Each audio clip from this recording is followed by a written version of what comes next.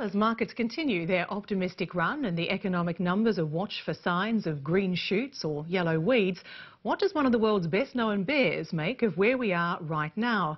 It's 5 months since we talked to renowned economist Dr. Marc Faber, editor of the Gloom, Boom and Doom report and author of Tomorrow's Gold.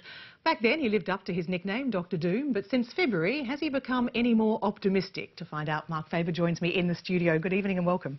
Thank you. My pleasure. President Obama says the brakes have been put on America's economy. Abby Cohen is one commentator who says the US is actually already out of recession. Just an hour ago, in fact, we got some better than expected orders for manufactured goods. On the other side of the coin, a lot of people are saying we're in for a second wave, whether it comes from commercial property in the US or banks in Europe. What do you think? Well, we have to distinguish between the stock market and the real economy. As you know, the real economy began a recession in late 2007, and then between September 2008 and March 2009, we fell off a cliff, and then we were at a very low level of economic activity. And then the huge stimulus packages kicked in, and the money printing kicked in other words, zero interest rates, and quantitative easing by the Federal Reserve and also other central banks. And that then stabilized the global economy. And when you have car sales dropping 50% and more, then you can, of course, have a rebound. But the question is how sustainable the rebound will be, or is this rebound at the present time actually borrowed from the future? And my sense is that, and here I'm talking about the economy, that the economy near term can recover, and maybe the recovery will be somewhat lengthier than expected, a crack-up boom, because the first stimulus package in the US probably will be followed by a second one, and money printing will lead to even more money printing next year, so it can last, say, 12 to 18 months. And then we will get another set of problems arising from each government action has unintended consequences. And so let me just interrupt you there. So we're talking, I guess, if you like, two timelines. First of all, you've got economy recovering because of massive government stimulus. Correct. Within that next 12 to 18 month period, do you see a risk of another sort of banking crisis, if you like, whether it's triggered by maybe commercial property in the US? Do you see that as a risk? Not a pronounced risk, for the simple reason that, you know, I don't hold a very high opinion of bankers. But you really have to be dumb not to make any money when the government gives you money free of charge. So the bankers, they get money free of charge. I wished every person in Australia who has an honest business would get money free of charge, and they will also make a lot of money. The bankers get money free of charge, so they can do things and they'll make money. And the worse the economic conditions will become, the worse the commercial property market will become, the more money the government in the US will throw at the system, and the more bailouts will follow. So I think actually the banks, you should buy bank stocks in the world. In the short term, at least? Yes, for the next, say, 12 months or so. And then the next question is how that stimulus is wound back, and whether or not governments can do it. Is that what you see as triggering the next crisis? I don't think they'll wind it back voluntarily. I think one stimulus package will lead to the next one and to more money printing. And so in 5 to 10 years' time, the real crisis will break out when the whole system collapses. That will be the end. Because the problem... What do you mean by that? I mean, what's the system collapse occurs when, at the moment, we had the private sector failing, basically, and triggered partly by government policies and by Freddie Mac and Fannie Mae, who were government-sponsored enterprises in the US. But the government was still in a position to bail out. But the next time around, the government will go bust, basically.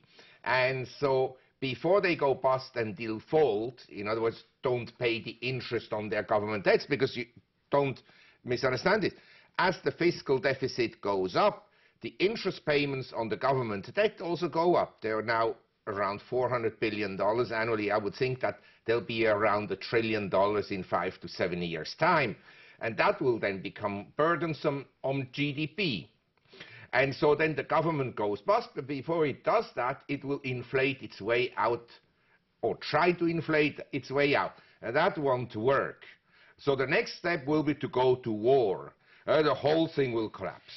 I mean, to the extent that they face an enormous issue, I mean, I think the estimate that came out yesterday of the American deficit over the next 10 years is over $9 trillion. Well, that's optimistic. It will be more, in my opinion. You have no faith in the administration's ability to wind back stimulus and to start dealing with that problem? Are you joking? Having faith in the US administration? I wonder who on earth would have faith in the US administration, but certainly not someone who thinks. So therefore, I take it that you are appalled that they've reappointed Ben Bernanke? Well, I think Ben Bernanke is like a ship captain. He has warning signs. He sails the ship. There's a storm coming. He disregards any warning signals. He disregards the storm signals. He sinks the ship. 1,000 passengers drown. He saves the crew in his control tower, 5 officers and himself in a lifeboat. And he gets a medal for bravery for saving 5 people. So you see That's Wall Street, the 5 people. The rest of the country is basically bankrupt. So you see this reappointment as reward for, in essence, bad behaviour? Yeah, a total joke. Who could have done a better job? Well, the problem is that whoever would have been appointed would have been an Obama puppet. And so there is no better choice. Mr. Volcker would actually be a good choice, but they isolated him. They took him as an advisor, but then pushed him aside because he has sound policies. So, but the big problem. I can accept someone who comes to me and says, oh, Bernanke did a good job at, say, containing the crisis. Okay, that we can discuss. But who created the crisis? Mr. Greenspan and Mr. Bernanke, by letting credit growth get out of hand. And that everybody could see.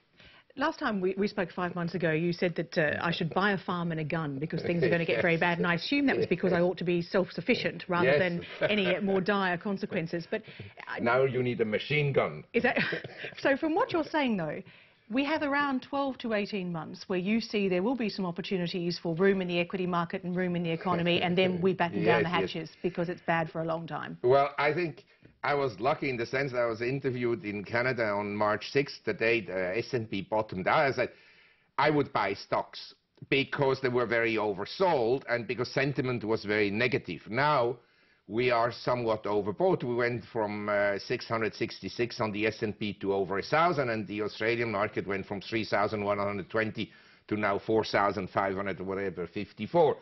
And so the markets, they had a huge move.